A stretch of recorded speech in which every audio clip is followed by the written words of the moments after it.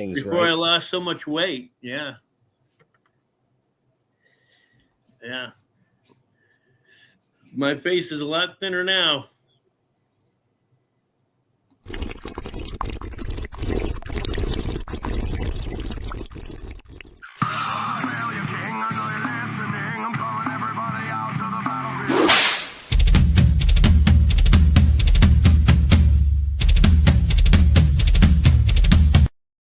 The Dorkening and all affiliated shows are not intended for anyone under the age of 18.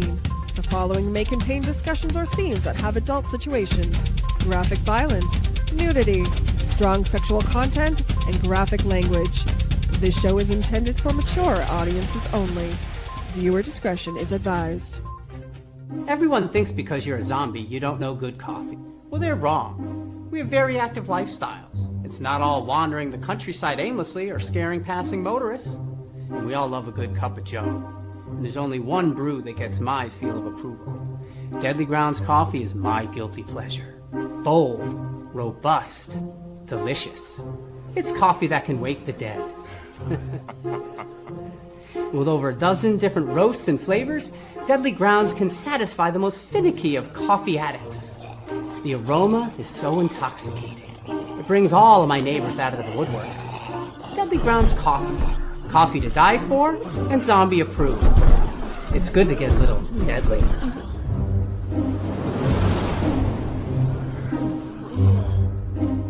Use the front door!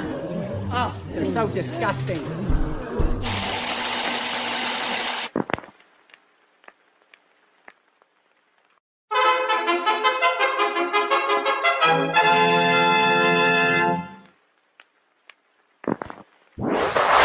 Persons under 18 will not be admitted.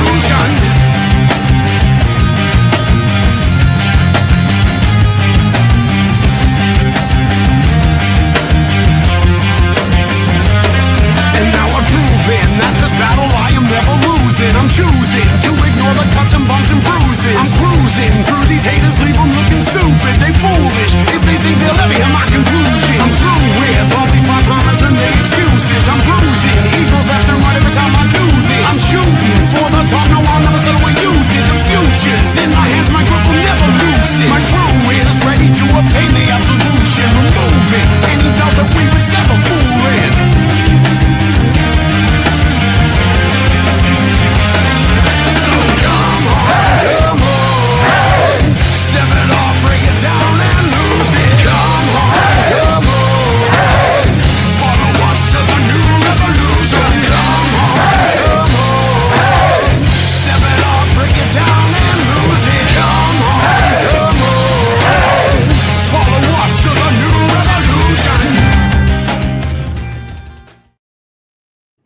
Unreal. What's happening, everybody? Hey, man. Welcome to another kick-ass episode of Still Toking with. You know who I am. I'm hearing voices in my head. Do you hear voices in my head too, I guess, folks? I hear your voices too. Wow. There's a voice we haven't heard in a while. That's a good voice. But we'll introduce that amazing voice in just 1 second. We're creeping up on All Hallows Eve. So we figured tonight's episode kind of had to fit that. We met this gentleman, 4, 5 years ago? Yeah, something like that, yeah. At a convention put on by Tidewater Conventions. And before we go too far, we want to send our thoughts and prayers to those guys at Tidewater Conventions dealing with some personal issues. But you know, let's keep them in our thoughts and prayers, folks. Oh, really? Yeah. But with that being said, tonight's show is about that amazing voice you hear. And And Not mine? maybe, Not this one? just maybe we'll let you see his face. But before we do that, the man that brings the flash to flashy, Mr. Jeffrey Mark. I hear singing and there's no one there. Hi there. Hi there. Yeah, Halloween is coming up. And of course, I plug into that because I got my first kiss on my lips from Wednesday Addams. I have sat on Lurch's shoulders. I've been hugged by Uncle Fester. Wow. Eddie Munster is a good friend of mine, and I've had dinner with Grandpa Munster. So, yeah, baby. Your personal affairs are your personal affairs. Wow. Talk about dropping names, huh? Wow. No wonder you got a big chain on. Got to keep you in your place. Don't make me go dirty this early in the show, or I'll tell you if this is my cock ring. So, having said that, oh boy, yeah, you don't screw around with a professional comedian; it never works out well. Right. But I'm so happy to be here and with our next host, who is a wonderful person, a handsome man. He loves pussycats. He put up a picture of him with a pussycat that is absolutely wonderful. Jeff Holman, how are you, my friend? Yep. No, I'm looking forward to this. I love Halloween, actually. You know, what's that? On a Friday night, no less. You know, right? I mean, I'm getting a little older. You know, so I used to go and hide in the bushes and scare all the little shits. You know, you seem too nice to do that. You know, yeah, no. It was one of my fun things to do. You know what I mean? Nice. You know, so you got a little sadistic streak in you. You know, yeah, oh yeah, a little bit. You know what I mean? Me too. Me too. Well, it's one of my favorite things to do is try and scare people. I do that to my wife all the time. That's, so if I, she'll whack me back. But at least she's got a defense. So, but let's get on with the show. This guy, they call him the OG of Halloween. Why? Because he's the only prick that showed his face. And what a face. Let's bring him right in, Mr. Tony Moran. Nice to see you guys. Hey, Tony. How you doing, buddy? Man. Pleasure. I'm on top of the world. On top of the world. And I know you like cats because I see the cat thing in back of you. Yeah, I got 2 cats now. Okay. Yeah, I've got one that's 2 years old and one that's 1 year old. Yeah. Very nice. Oh, young one. I'd have a dog also, but I travel too much. It would not be fair to the dog. Right. I just want to say something first. Sure. If you don't mind. I am incredibly impressed with what you guys got going. Your intro, your artwork, everything.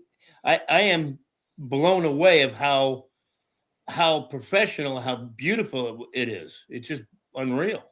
Thank you. Just blown away. And then that's the good part. And then we come on screen, fuck it all up. Right? Yeah, exactly. It's like fuck off. Yeah, and then you had Deadly Grounds on. I've bought coffee from those guys before. They got great coffee. They have excellent coffee, and I'm a big coffee drinker. So, anyway, I just wanted to give you that compliment because Nancy Ann is here. She was sitting here, my girlfriend, Nancy Ann Ritter from Scream.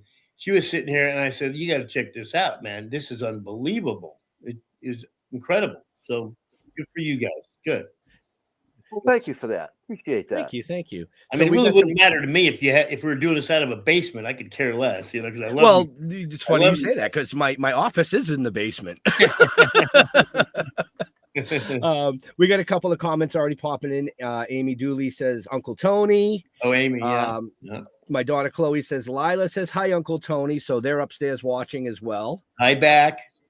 So, welcome, man. I mean, like I said, Jeff and I met you about 5 years ago on tour. 5 years ago, we've spent a lot of time together over the years at different conventions.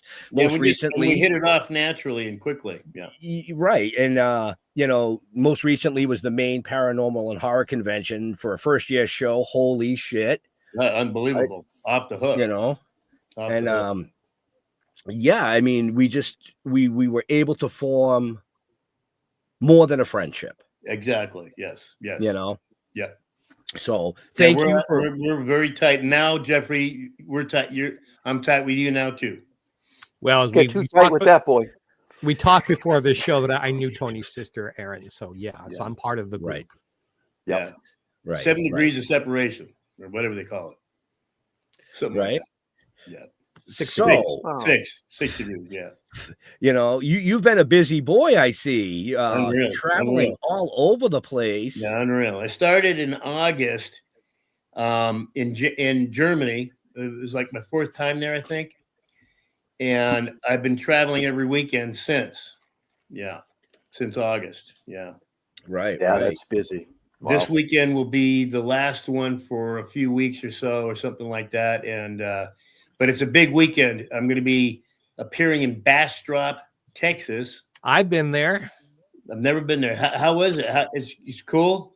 Well, it's right outside of Austin. So Austin's the nearest big town to Bastrop. It's my late partner lived there, and they're cool there, but it's not a big city. You're in a suburb about 35 or 40 minutes outside of Austin. Right.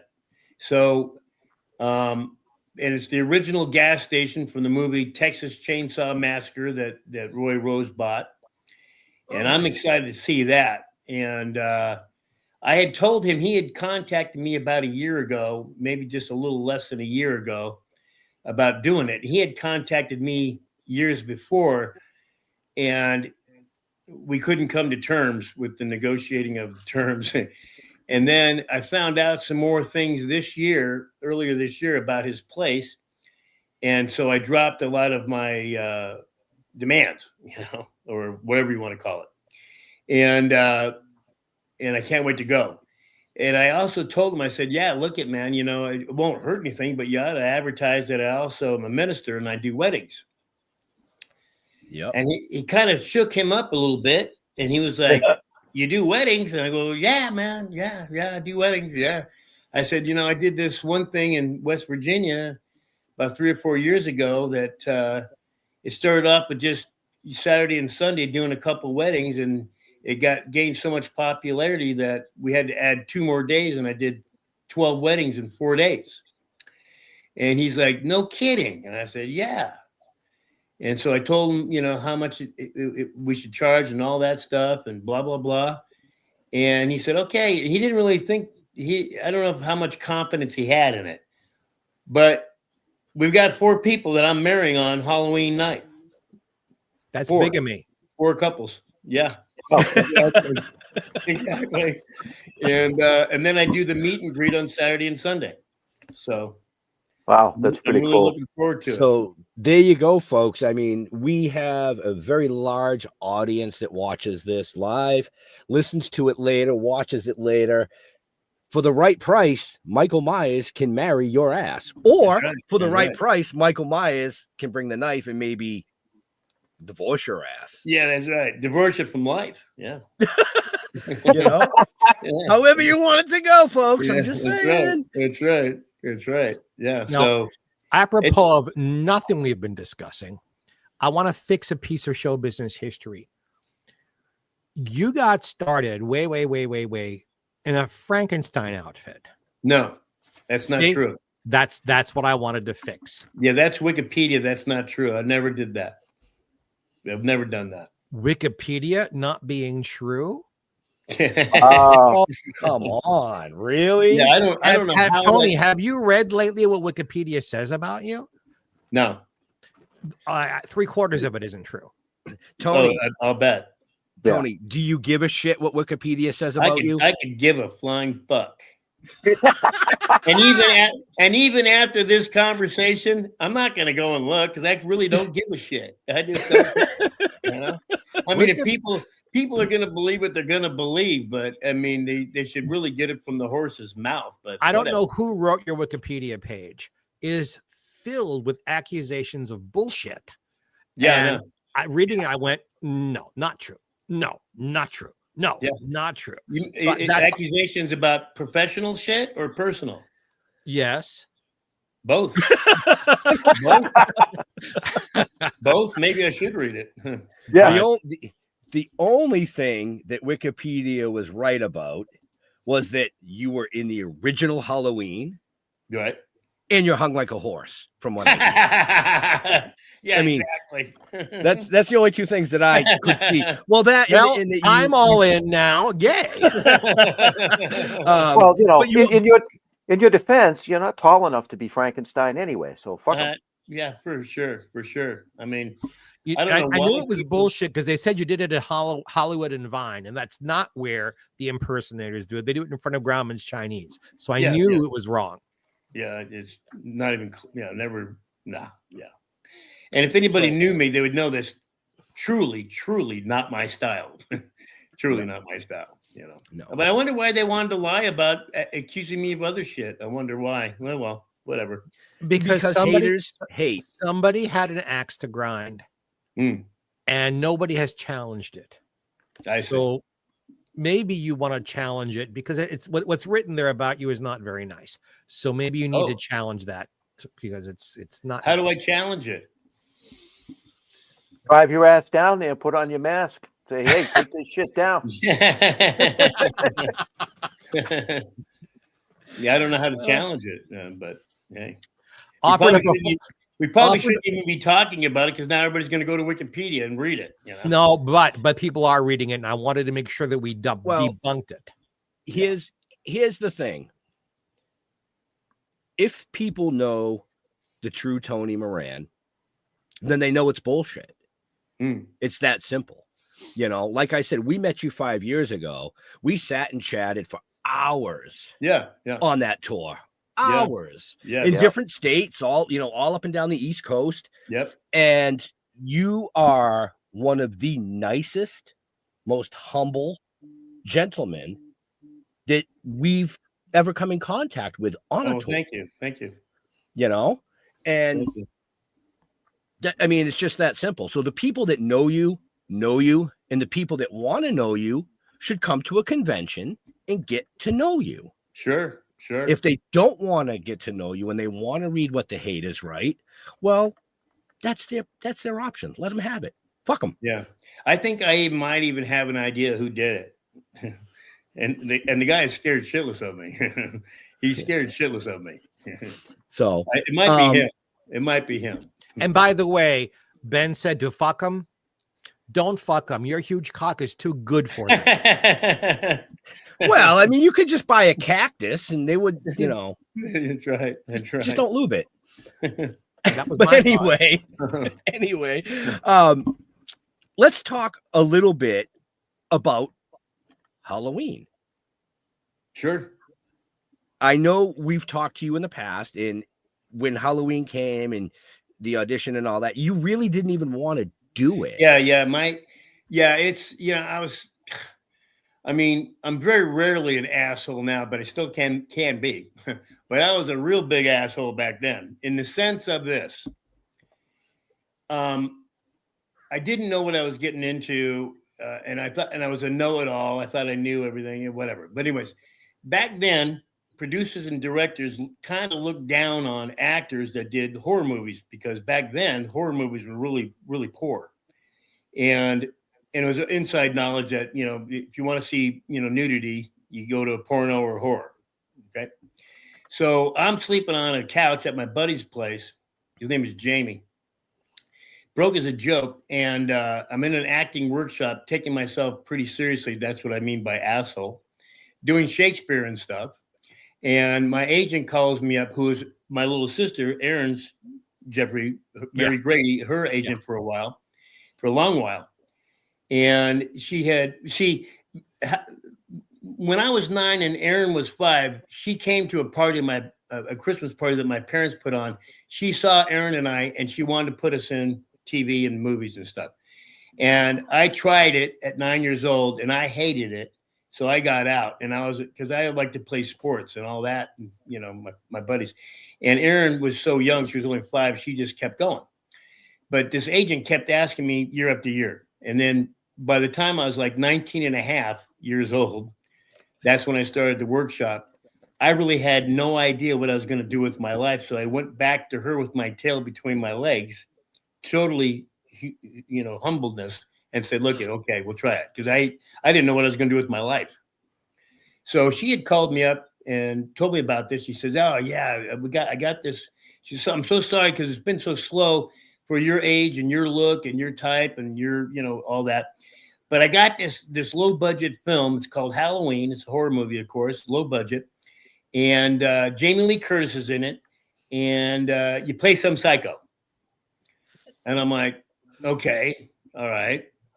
And I said, well, who's Jamie Lee Curtis? And so because she was only 20 years old. So she explained it. And I said, okay. I said, well, I don't really give a shit. I don't care who she is, I'm not impressed, And then she said, and I said, you say I play some psycho? She goes, yeah, that's all I know. You play some psycho. I don't know. All they said is you play a psycho in this movie. I said, oh, yeah. I said, well, that's okay. And I said, and by the way, I said, you said the name of the movie is Halloween? She said, yeah. I said, well, that's about the corniest thing I ever heard. I've never heard of saying that's so corny. A horror movie called Halloween. Ooh, And so I said, I'm not doing it. I'm not going to do it. I was doing Romeo and Juliet in my acting workshop, taking myself so seriously, And she says, this guy named John Carpenter, he's directing and he's a really an up and coming guy, blah, blah, blah. He's supposed to be great. And I said, I don't care. I'm not doing it. I'm not going to do it. She said, okay. She said, well, Donald Pleasance is in it. And I went, bullshit. Because she swore like a truck driver too, I go, bullshit, Mary. Why the fuck would you tell me that a classic British actor, Donald Pleasance, is going to be in this movie? Why would you say that to me? Why? And I was a huge fan of his. I mean, major fan. And she goes, no, Tony, I swear to God, he's in the movie. I said, what is your problem? She goes, Tony, he signed the contract. He's in. And I'm like, shit. So then I thought to myself, well, shit. If I get the part, okay, I got a credit with Donald Pleasance. If I don't get the part, well, who gives a shit? Nobody's going to see this movie anyways. You know what I mean? So she goes, oh, and this was on a Wednesday morning. And I said, shit. I said, okay, I'll tell you the backstory about Donald Pleasance or what I heard. So anyway, so I went, I go, so what do I do in this movie again? She goes, I don't know. They just said you play a psycho. That's all I know. I said, okay. I said, well, okay, when do I go on this interview? She goes, it's Friday morning, 2 days from now, whatever. I said, okay. And I just play a psycho. That's all you know. She goes, yeah, that's all I know. You play a psycho. I said, all right. So I thought, if they want psycho, I'll give them fucking psycho. No problem. So I didn't sleep. I didn't shave. I didn't take a shower. And I didn't have any coffee and I didn't sleep or anything. And I was cranky as fuck at this interview. And sure enough, I go into Hollywood from the San Fernando Valley. And where is this interview? Well, it's off an alleyway in the ghetto part of Hollywood. Okay. Because it's a low budget film. Right. And I'm just pissed as fuck, And I go up these stairs that are there. I remember they were painted powder blue, but all peeling off. A wooden staircase up to this upper thing, upper office area thing. It's just one room. And I knocked and went in. And Erwin Yablans was on the right, the producer.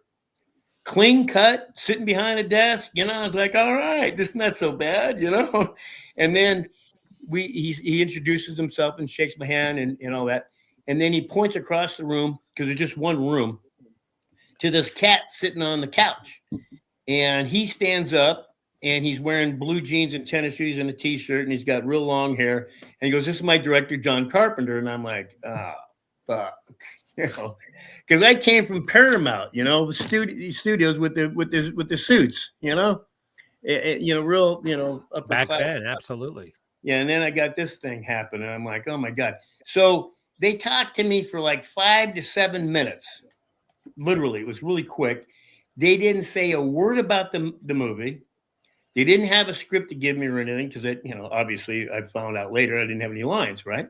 And so they just talked about my life, And so I said, and so then that was that. So they go, thank you. So I left. And so I went home And around 4 or 5 o'clock that afternoon, Mary calls me up, my agent. She says, "Congratulations, you got the job." And I was like, "Well, whoop-de-fucking do, you know? I'm never going to tell anybody I'm going to do this movie anyway, so fuck it, you know?" So it's like I told you, you know, Erin didn't know I did the movie till 2006. My little sister, you know, she happened to be doing the same convention in New Jersey, Chiller Theater, right? She was in the same tent as me, and it was the funniest thing because I'm new to this, and I'm signing autographs, and I got a real long line, you know, and I'm like, God damn, for me, this is unreal, you know? And I see her, she's catty corner from me, and I see her get out of the corner of my eye, off her table, and she's walking across the room, and she stops about, I don't know, 10, maybe 15 feet away from me, and she looks up at my banner, and then she looks down at me, and then she looks up at the banner, and then she looks down at me, and I went, yeah. And she just shook her head. She just shook her head. Was like, "Oh my God," you know. And she just walked away because she didn't talk to the family for quite a few years, which I don't blame her. Because a lot of the family members were looking for money. You know, I didn't do that, but a lot of the family members did. So, that's how she found out, and that was in 2006. Right. Now, when I got to the home where I filmed,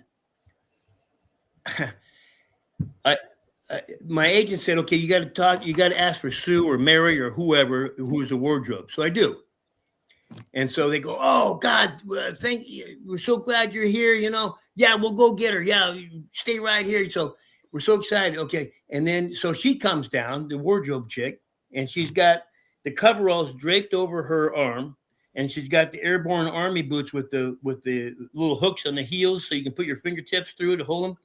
And she's holding in the right hand a mask and a jar of Vaseline.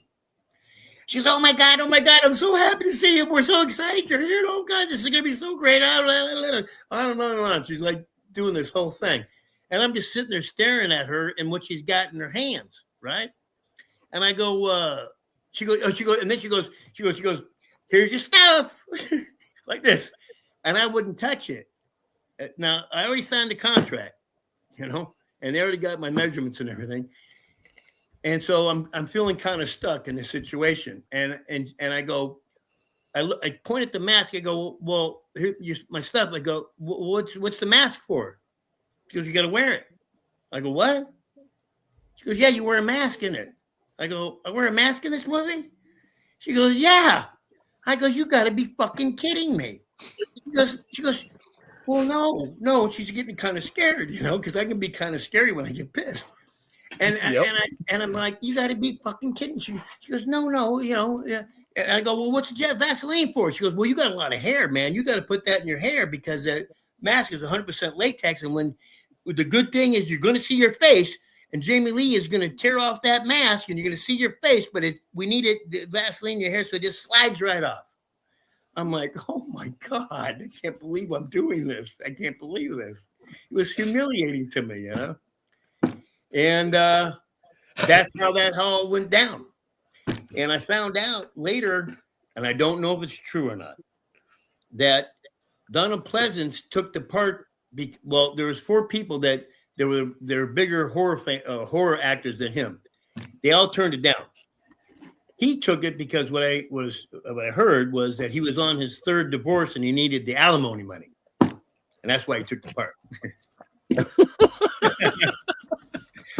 Then later on, he says in interviews it was the best thing that ever happened to him, and it was for me too, man. I mean, I remember when I first met him, it was really hilarious because he was sort of like me. We're both like looking at each other like, "Oh, God, really? Seriously, you know, we're really doing this, you know."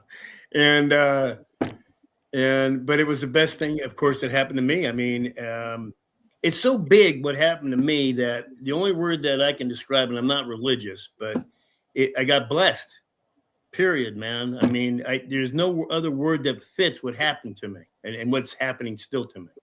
Right. There are no words, you know? Yeah. I mean, when you filmed it, nobody knew that all these years later, it would still be a huge cult classic. Exactly. Yeah, it's the highest grossing horror film of all time.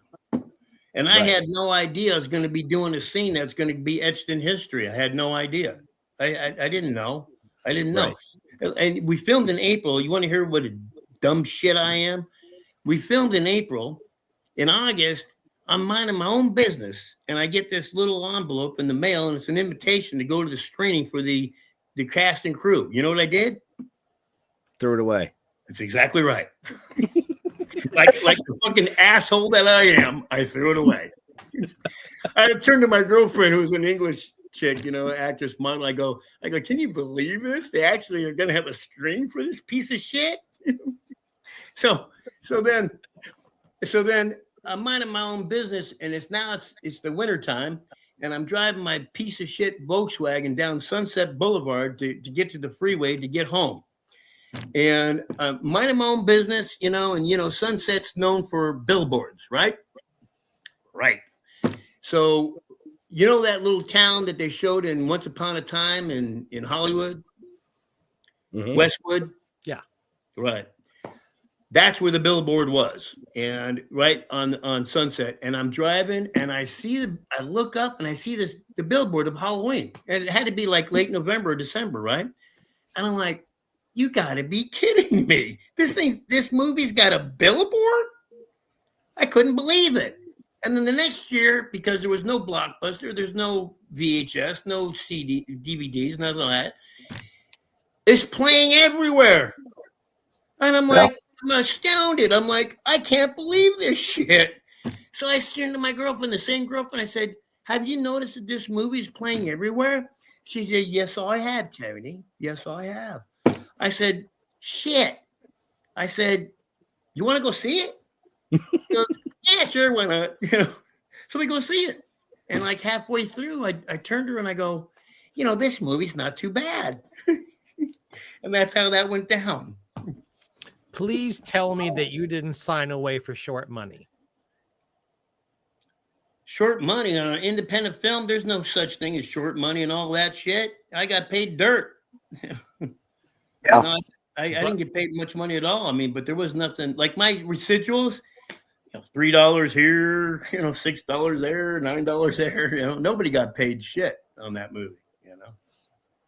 But we were all good friends at the time when we were doing it. We all got along really, really well. John Carpenter, nicest guy, down to earth. Jamie Lee Curtis, same thing. I mean, just wonderful. Irwin is known for being a little thrifty. Oh, well, so you know him. Yeah, well, he definitely was on this, for sure. And just not with Donald Pleasance. Donald Pleasance got paid really well. So Right. And it only took 21 days to film the damn thing, John Carpenter didn't do more than 3 takes in the whole movie. Wow. Right. And now 40 years later, you're an icon at all these events. Yeah, unbelievable. It's just unbelievable to me. I bless my lucky stars every day. I mean, it's something that I'll never get used to, not in a bad way, in a good way. It's just a really humbling thing. It just humbles me, it just is like, man, because it's not like, I mean, look at, the first documentary they did on Halloween was on AMC channel. And they finally got around to asking John Carpenter why they picked me. And you know what he said?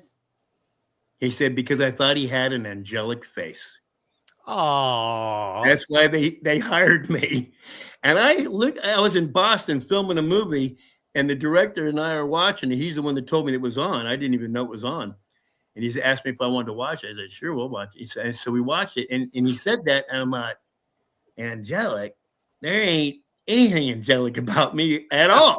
There's nothing angelic about me. But whatever, He just liked my pretty face, I guess, Well, he liked your pretty face. Look. Yeah, well, he liked your pretty face, and he knew that you weren't afraid of Vaseline and latex. So I was his man, right? I was his man. Yeah, yeah, that's funny. That's funny, man. That's funny. But now you actually have produced a film, correct? Yeah, called Beg. Yeah, Beg. Yeah. Tell us a little bit about that. I've got it tattooed on my right calf. Movie, by the way, I loved it. Oh, thank you. Oh, you saw it. Thank you. Oh yeah, Thank you very of course much. I did.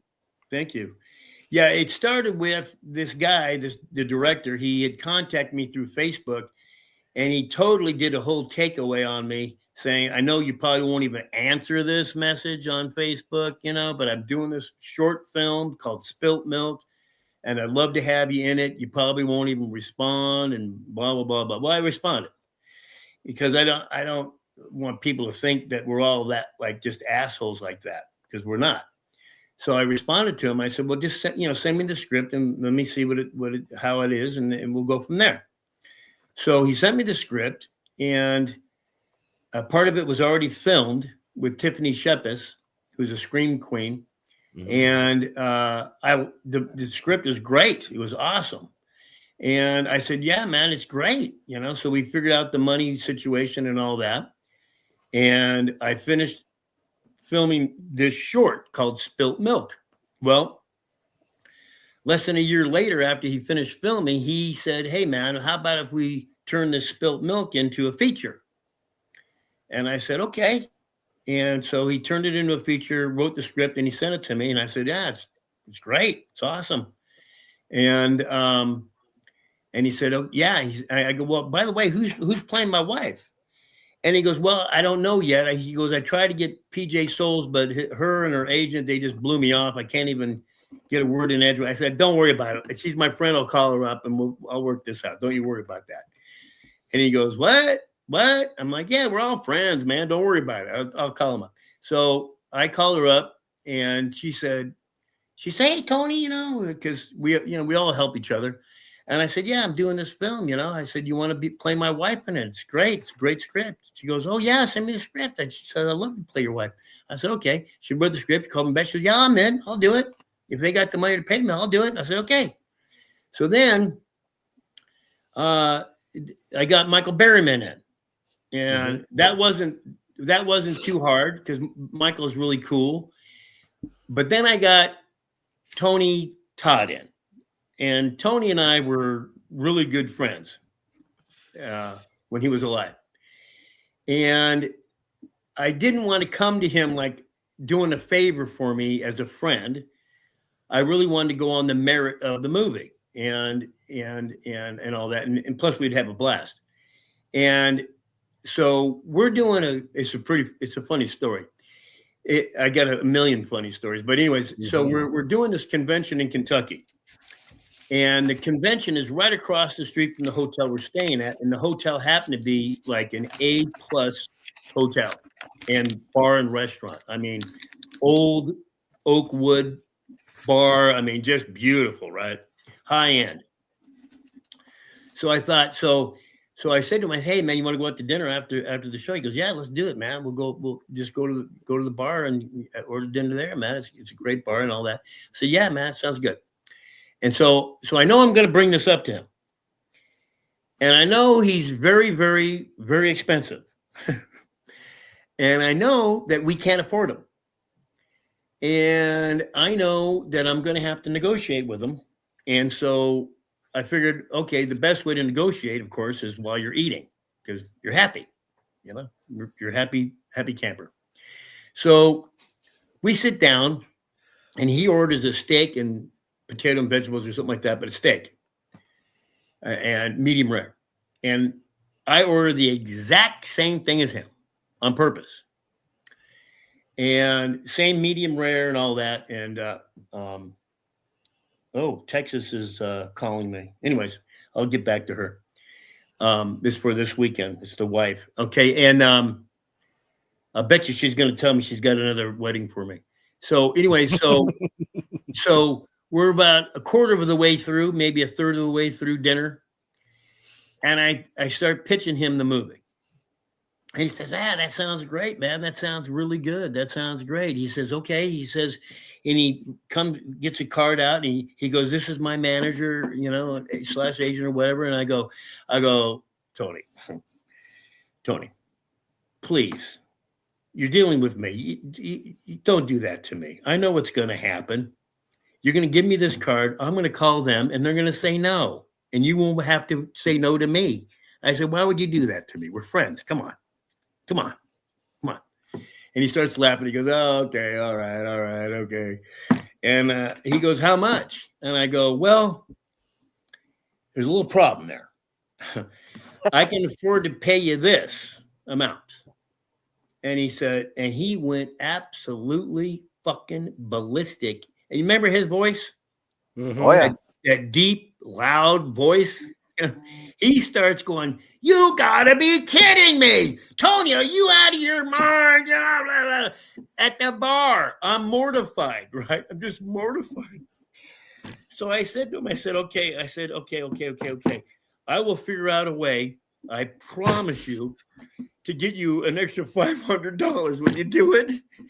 So you can imagine if I'm getting him an extra $500. It wasn't much I was asking him, Right. to take, And he said, okay, all right, whatever, Tony, okay. And he did it. And he did a great job in it, and we had a great time. And the movie turned out to be really good. They had as a matter of fact, I don't usually toot my horn, but they had a festival, an award festival for the East Coast, and I was up against Robert Englund for Best Actor, and I won Best Actor. So against him, yeah. And he's such a great guy. He's such a nice guy too.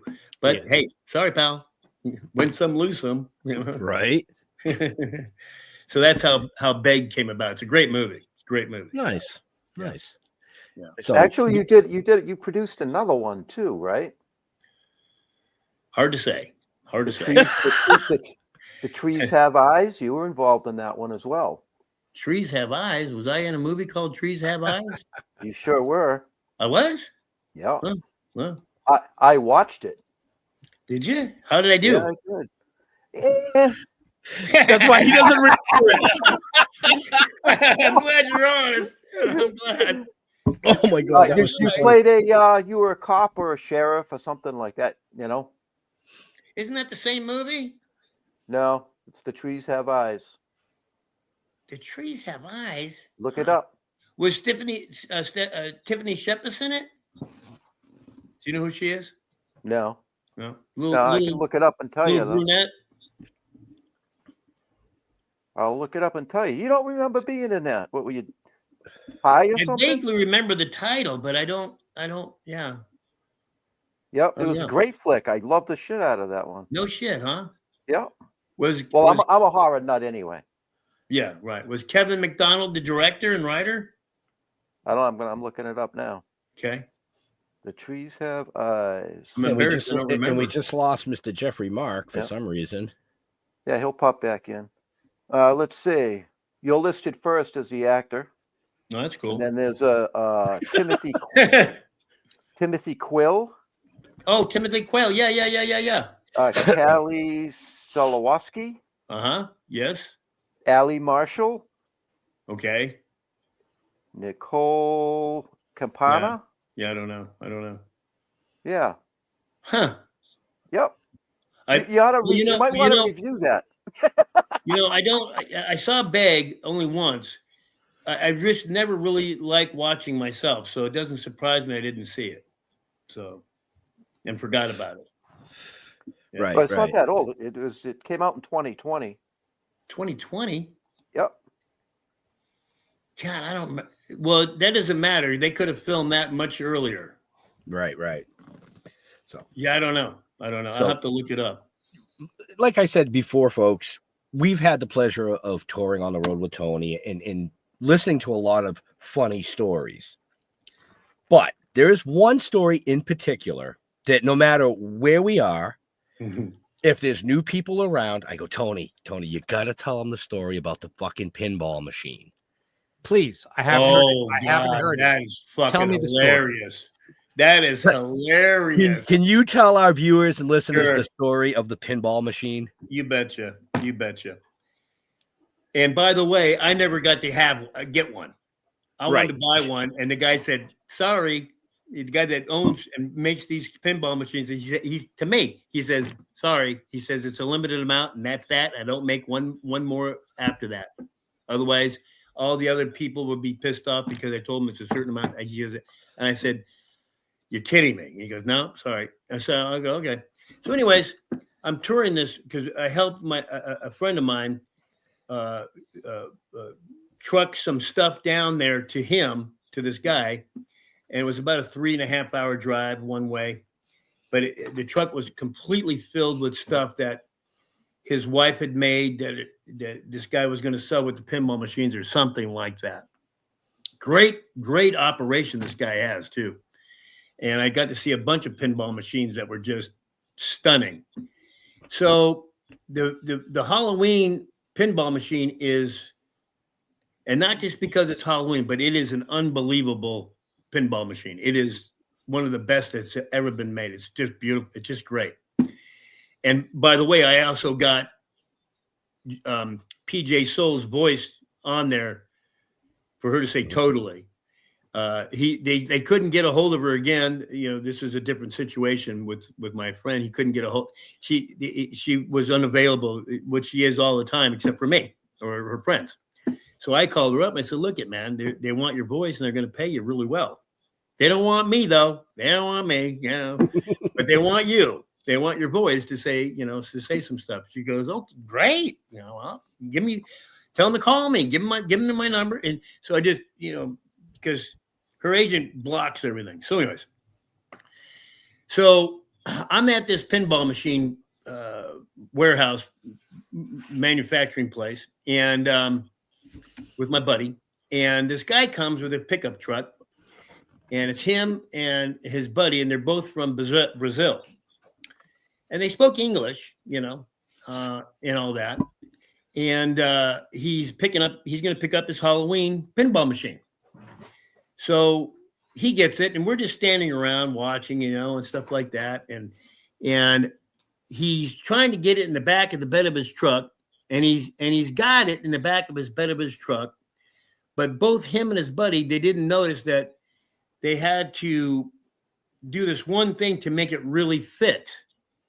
They had like a tool cabinet in the back of the bed, they had to just get it low enough to get underneath the lid, kind of, anyways. So I get back there and I show him and I help him get this pinball machine in the back of his truck.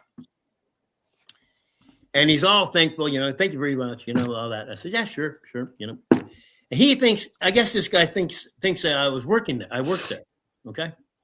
Just a worker, And he slams it, puts the tailgate up.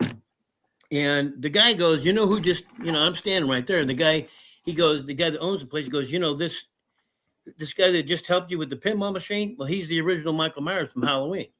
And the Brazil guy, it just went right over his head.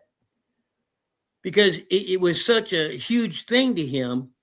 And this happens sometimes where they cannot believe that I'm standing in front of them. Yeah. Or something like that. You know what I mean? And I'm not talking ego. I'm just saying that's what happens, So the owner says, "No, this guy is Tony Moran. He's the original Michael Myers from Halloween." And the Brazilian guy goes, "Oh, yeah, well, okay, I think it's some kind of joke or something, right?" So he gets all packed up and he leaves. And somehow he starts thinking about it, and he calls the owner back, and the owner calls us after this all went down. And he goes, "When you were saying this guy was the original Michael Myers, what were you even talking about?" Because he didn't want to say it in front of me, He goes, he's Michael Myers. He's the original Michael Myers from the 78 movie. He helped you put your pinball machine in. And the guy goes, "What? Are you kidding me?" Because I would have signed his pinball machine, and it would have been great for him. But he could not believe that I was there. So he couldn't conceive it in his brain. He couldn't do it. He couldn't do it until he was gone. And all he had, the main piece where it's the glass, I would have signed that thing right then and there. Just nice, huge Tony Moran, Michael Myers H1. But he just didn't understand what was really going on. That Michael Myers helped him put his goddamn machine in his back of his fucking truck. All right, so I just did a little bit of research, and I have the answer to the questions that I had. Okay. Dead Bounty came out in 2014. Oh yeah, Dead Bounty. That was It was re-released in 2020 under the title "The Trees Have Eyes." Oh, I see. Yes, Dead Bounty. Yes. Same movie. Oh, yeah, I know. He actually had 3 different names: Provoked, Dead Bounty, and The Trees Have Eyes. Okay, well, they used 2 of the 3. I guess Yeah, that he ain't kept bad. changing. Make sure you get paid for that. So you've been researching that this whole time? No, it took 5 minutes. Oh, because I was going to say 6 minutes ago, Amy Dooley piped in and said it was called Dead Bounty originally. Way to go, Amy.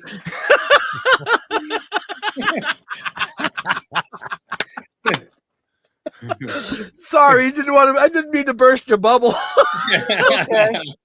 I was connecting dots, connecting that. Thank you, Amy. Once in a while, Jeff, you got to put these glasses on so you can read the comments. Oh my God. Well, that's okay. It was just verified then. That's all. Yes, it was Well, verified. Amy's It was enjoying verified. it. So there we go. Right. Yeah, Amy is outstanding. I love Amy. She's great. She's great. Yeah. She's great. So Her and I you go said way you back. said you said that the girlfriend's in town. Yeah, she's Is she dressed here right now. Is she She's here dressed right in now. You want to say decent? hello? Is she dressed? Is she dressed in decent? Yeah, she just now got dressed. Okay. Yeah. Yeah. Oh, tell her to come sit on the couch with you. Hold on. Come on, hurry up. We doing got that about shit. 10 minutes left of the show. We might as well Nice bring show, her not yours. on. Come on, get on here. Say hello. Are you guys worried that Fancy Nancy will be topless? From that other interview we did in Tony's. Look at the guy, Jeffrey. Don't worry. I was only She's got great tits, though. I'll I tell was you only that. obeying Tony in that interview. I Hi, missed guys. Yeah. I deserve a shot at that. Come on now. Hey, I mean, I totally would. But One of you take off your shirt. I don't care which one. I'll do it. Yeah, there we go. Yeah. Oh, Jesus. See, it takes so little to make me happy. Hi, guys. Hi, Nance. How you doing? I'm good, Ray Liotta, aka Jeff, and Ben. You guys, since 3 years ago when I did your show, you and Ben have different backdrops. I love it. Oh, there's different Yeah. backdrops every week for them. Yeah. For Yes. real, yo. For Yep. real. For Very real. cool. Mine always looks the same because it's real. But Jeffrey goes way back to my little sister. They were friends. No way. yeah, I've known can do- stories about the family for a longy time. For a We can do long that. time. Wow. So you were compadres with Erin. That's amazing. Yeah. Well, I was fortunate to be blessed to know her, and Yeah. here are the stories that we're not going to talk about today. So there. Well, that's True really that. that's really special. I've gotten to hear a lot of wonderful stories from Tony. He always refers to Erin as my little sister, and it's really he very rarely says Erin. It's just always my little sister around me. Well, and other people, but just really sweet how he always says my little sister. So, real quick, there's a ton of comments going on, but I have to say this one. Lila, my granddaughter that we had dinner with, is watching us right now upstairs, and she says, "Hi, Auntie." Oh. Oh, Lila. Hi, Lila. We got to have a wonderful meal with a lot of Ben's family, one of the daughters and his grandchildren, one of the little grandbabies. Yeah. And my Ben's wife. wonderful wife, Michelle. It was a really nice night that night. And then at the convention, we met the whole kit and caboodle, which was really fun. Well, you met part of the kit and caboodle. We met the caboodle, but not the kit. Yeah, you put them together. You get a show, you put all that together. Pretty much. Well, So, I don't want to take away from your time with Tony, but I'm happy to say hi. Well, thank Hi. you. It's nice seeing Hi. your face. Hi. Tony's like, get off the couch. It's my show. Remember, I told you. I love you guys, and nice to meet you, Jeffrey. It's a pleasure to meet you back. Okay, bye guys. Bye, Joe Bye. and Amy. I saw you guys down in the wait a comments. minute. Bye, Joe and Amy. There we go. Oh, there she There is. she Hi. Say hi. Hi there. Hi. Can you say hi? Hi, Lila. Wait. Little shy. Squeak. I just love that face. Just love that Back, face. back to Meme. Okay, bye guys. Bye. We'll see you soon, I hope. I hope so too. I really do. Okay, love you guys. Bye Love bye. you too. Be safe. Thank So. you. So, folks, we did that for a reason. Nancy is like family as well, like Tony, and she's there. We have to say hi. I mean, it would just be downright rude not to. Right? Yeah, she just got here last night. Yeah, we were in Alabama the past weekend. Then she had to go home, and then she flew in last night, and then she's gonna come. She's flying with me to Texas to just hang out, not sign or do anything like that, just to hang out and watch me do weddings, and yeah. She's already done an appearance at the gas station before. Oh, nice. Yeah. If you get into Austin, there's some really good restaurants there. Is there? Yeah, the owner I hear really likes to hang out with the celebrities and take care of them and take them out to dinner and stuff. So he'll probably do that. Yeah. And we know how much Tony likes steak. Yeah, definitely. If I'm being taken out and they're paying, steak, please. Even better. Wait. Steak and lobster.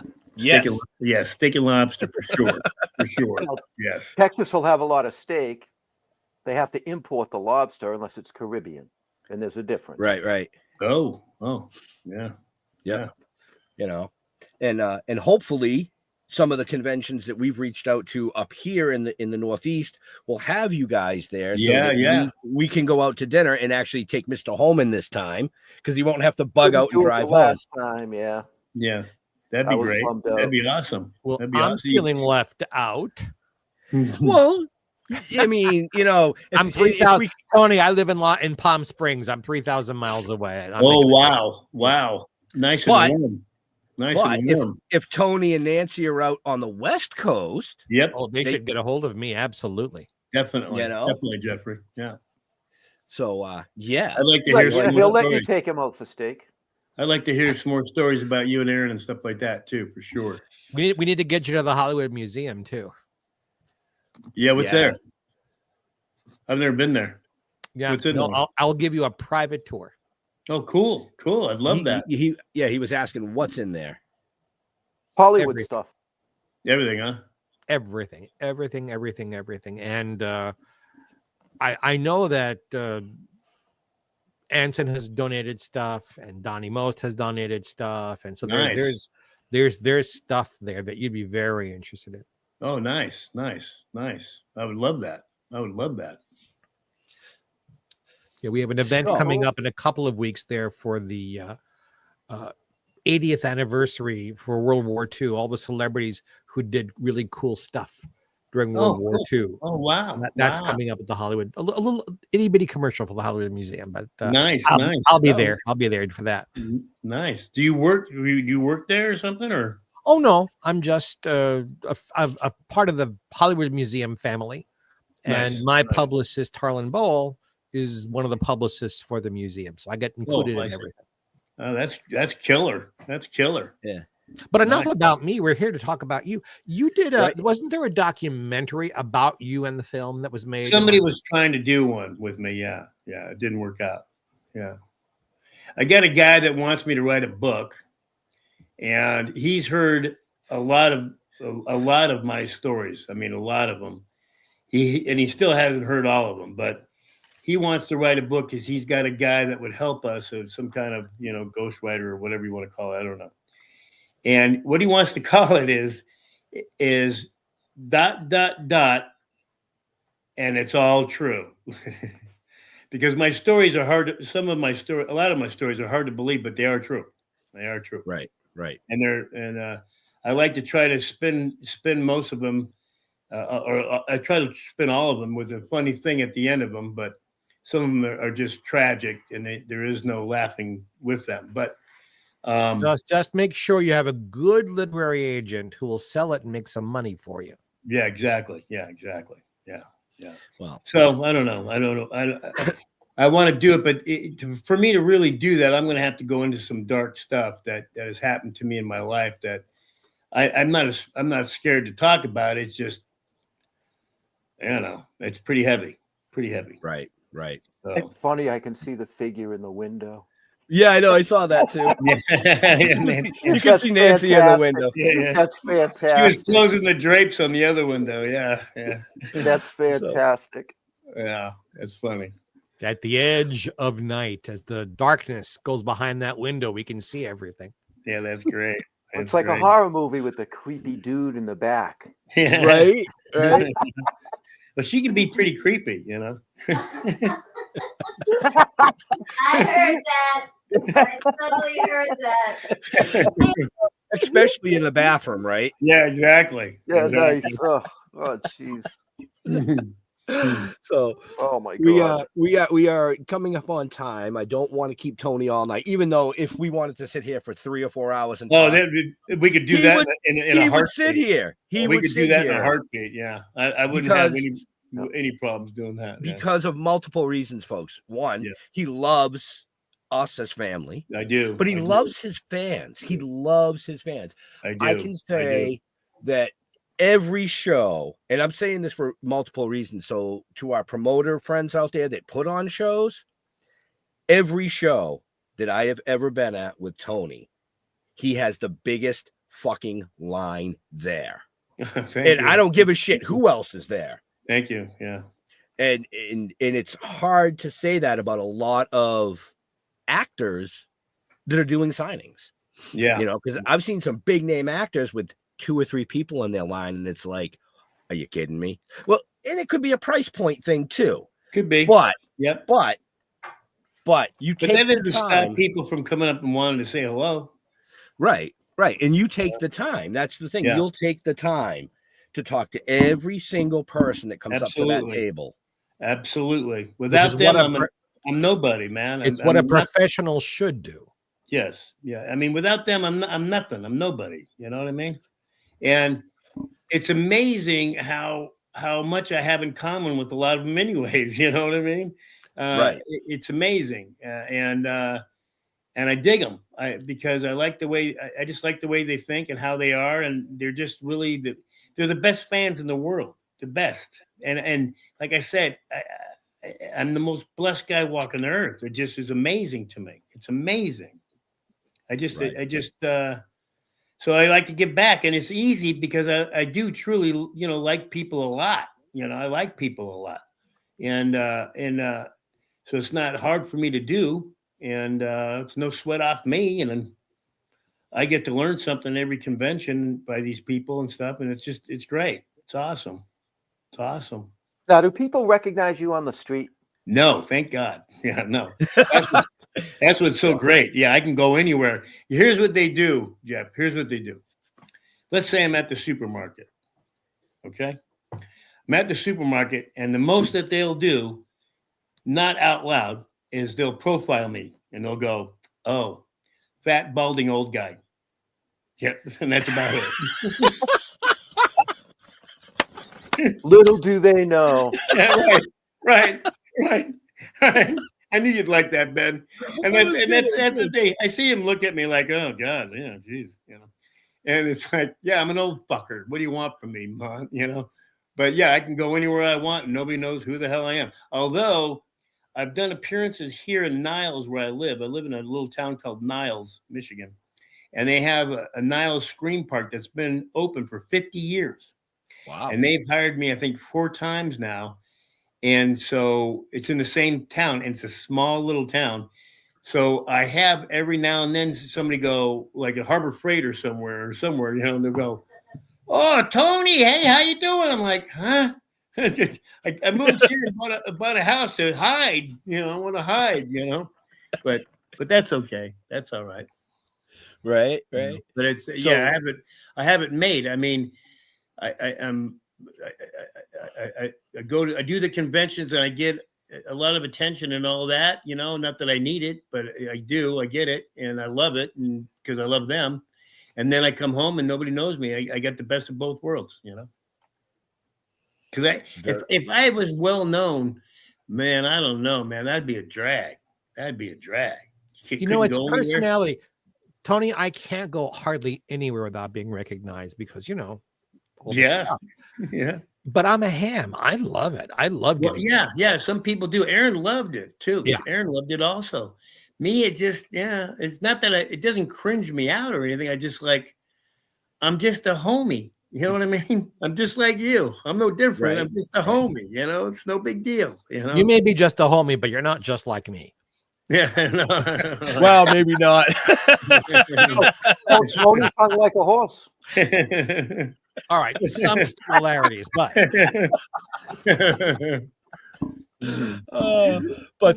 we are a little over time, folks, which is fine for us because we love talking to Tony and we love being with Tony and Nancy Ann. But I'm gonna spin this thing around real quick here and say, Mr. Holman, any last questions for? Yeah, actually, I do. Because we had the little talk about the Wikipedia and how it's inaccurate and everything else. Sounds horrible. Sounds horrible. Did you or did you not work on a music video for Slayer? Yes, I did. You did. Okay, so that is true. Yeah, I got my throat slit in it. Yeah. Oh, really? And I did it for free for Felissa Rose. Yeah. Okay, nice. She offered me money, and I said, and because she was producing, it was her money, But her and I are such good friends, and she'd asked me to do it, and she told me how much she's going to pay me, and I said, "You're not going to pay me. I'm your friend. Don't worry about it." And getting your slit throat sounds like a lot of fun. It was a blast. I was on my knees, and the guy comes up behind me in the prison, takes a knife, and he does this, and I'm like, ah! It was great. It was awesome. I loved it. So he went from being throat slicer to the /E to the /E to the meat byproduct. Right. Right. He's versatile. And then he brings people together and marries them. Yep. Yeah. Right. Right. And for a small fee, he can divorce you. And for a bigger fee, he can go on a honeymoon with you. Yeah. Exactly. That's big bucks there. I've been waiting all hour to tell that joke. I couldn't find the right spot to say it. You did now. So, Mr. Jeffrey Mark, any last questions for the amazing guest? You did a lot of episodic TV guest shows. Yes, I did. Mm-hmm. Is there one that was really wonderful that stands out for you? Oh God, you want to hear a quick funny story? Always. Go for it. Okay. I did a little series that didn't even last a year. I think it's called California Fever. And Lorenzo Lamas was in it. He was the star guy, right? Yes. And we're gonna one of the days we're gonna film on the Santa Monica Pier, all right? And I'm a hooligan, and I got a partner that's a hooligan. My buddy's a hooligan too, and we're hooligans, and we have to. They have this, I think it was made by Subaru. It was called the Brat. It was a little mini pickup truck with these chairs in the back before it was illegal. Yeah, and we had one of those, stick shift. And the director is going over the scene with us, and he turns to the guy who's from New York, this kid, and he says, I want you to drive, and here's how the scene's going to go, blah, blah, blah, blah, blah, blah, and then you're going to drive drive down the pier. And me, I mean, well, I don't know if you know me, but you'll get to know me here in a second, a little bit better.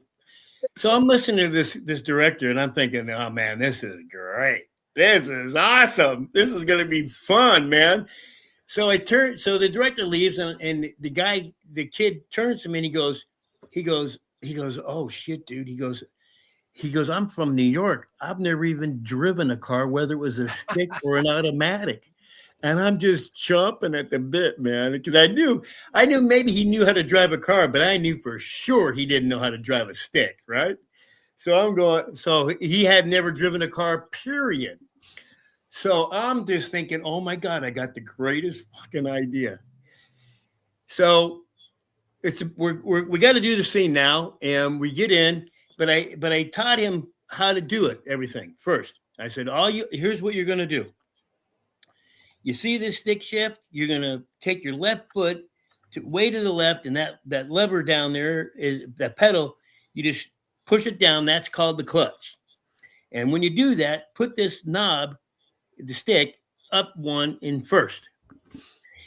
Get your right foot near the gas pedal, way over to the right, and the right in the middle is the brake pad, the brake pedal. And he goes, okay. I said, here's what. Yeah, no, I swear to God, Jeff, I did this. I swear to fucking God. I just like to have fun, you know. So I said, and here's what you're gonna do.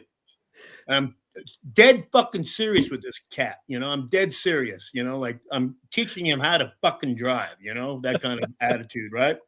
Like a dad, you know. So I said, here's what's going to happen. You're going to take, we're going to get ready he's going to say action. Before he says action, what you're going to do is you're going to take your right foot and you're going to press that gas pedal all the way down so you can't press it anymore. Okay. And you're already going to be in first. You're going to be fine. And what you're going to do is when he says action, you're going to take your left foot off as quickly as you can off the clutch. And this brat, the truck was bouncing down the Santa Monica Pier. And I'm fucking laughing my ass off. And the truck is going, cut! It was hilarious. Oh my God. I couldn't resist it though. It was just sitting there like a ripe apple for me to bite into. You know what I mean? And he fell for it. And he was pissed. He was pissed. The director was fucking just out of his mind mad, you know, because we're shooting on the Santa Monica Pier, you know, it costs money, you know. And I'm telling this kid, oh fuck, it was great. It was awesome. Wow. Yeah. I love driving stick. Me too. I bet you grew do. up on a Volkswagen stick. That's what I grew up on. Yeah. I got my license on a stick. Me too. Too. The day I turned 16, I went and got my license. No, Ben, I'm not going to say it. Don't worry. On a Volkswagen Bug.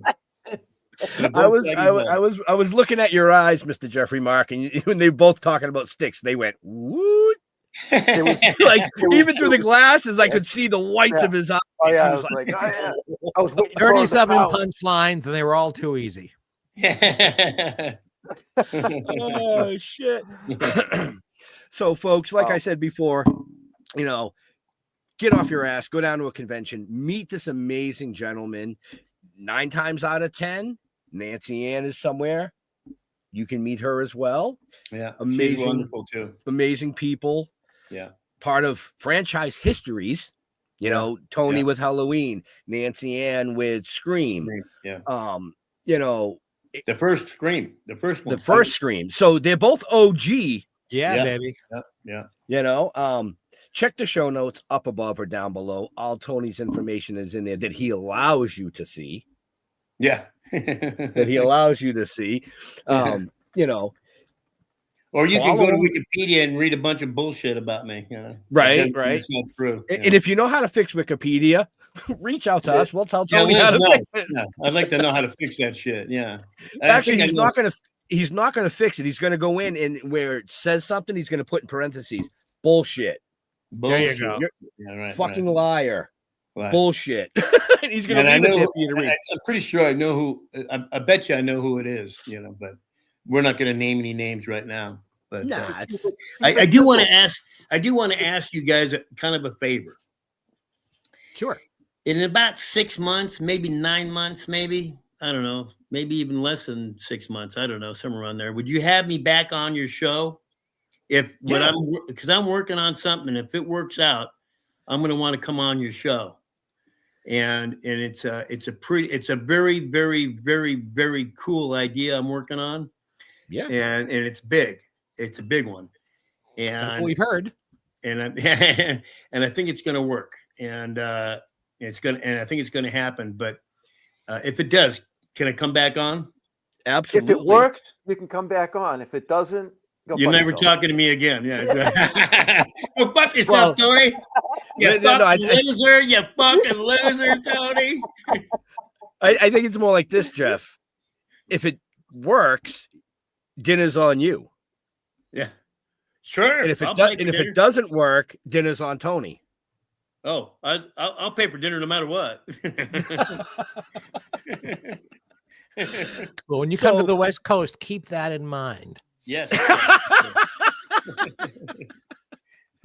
Oh shit.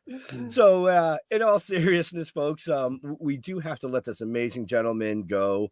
You know, his girlfriend just got to town last night. They want to cuddle, they want to watch television, you know. He's got to watch those CSI programs so he can figure out how to divorce you properly and not get caught.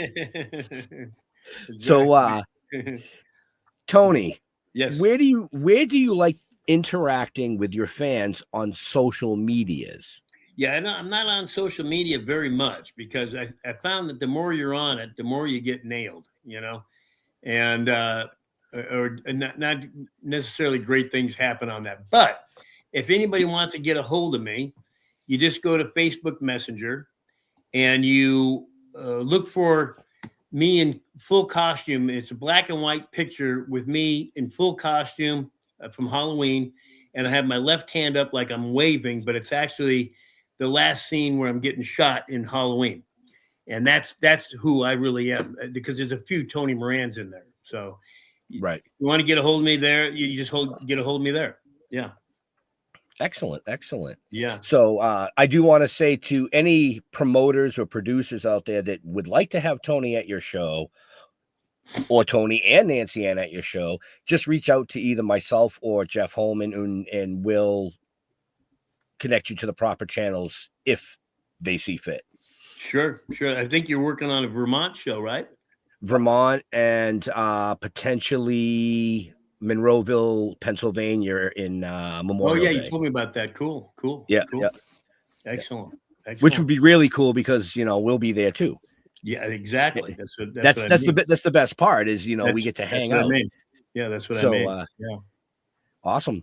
Yeah, so Mr. Jeffrey Mark, Yes, know sir. the question. I know. And Linda, Chris, we see you, but we're out of time. You can find me on Facebook. Jeffrey Mark is it's spelled just below me. And on Instagram, Jeffrey Mark Showbiz. And if you like what you saw today, I have sister shows to this one. GPE presents Jeffrey Mark Plays Ella. GPE. Nice. Every week we play Ella Fitzgerald's music on a theme, and I love the world's greatest expert on Ella Fitzgerald, I'll tell you all the insider stories about that. Nice. We have a 5-episode special, Jeffrey Mark Plays Merman, where we do the same thing for the music of Ethel and Merman, but that's only 5 special episodes. And Ben is my producer there, and Jeff sprinkles his wonderful love all over the show. So all of these same stations and platforms, you can find that as well. So there. Speaking of Jeff. Hey. You know the drill. Go to stilltoken.com. Go to Token with the Dead on Facebook. And make sure you go to YouTube. It's Still Token with or Still Token Productions. You'll get there either way. And yeah, give us a like, give us a follow. And if you like the show, tell your friends. Don't tell my friends. I don't want them to see this shit. It's a great show. You guys put on a great show.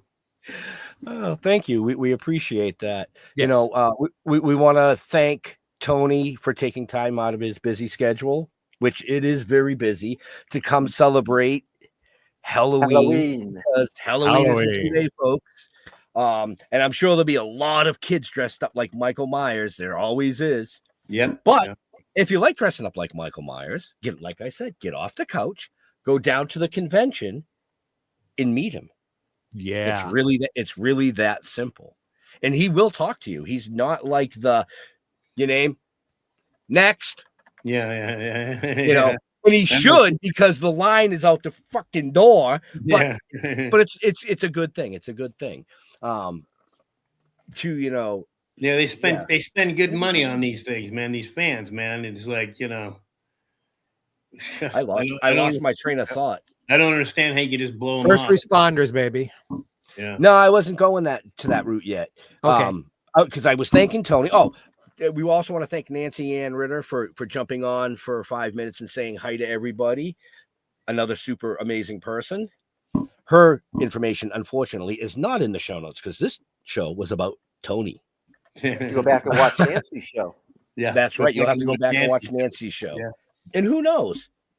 She might be on again too. We don't know. We Yeah, don't know what's going to happen on this show.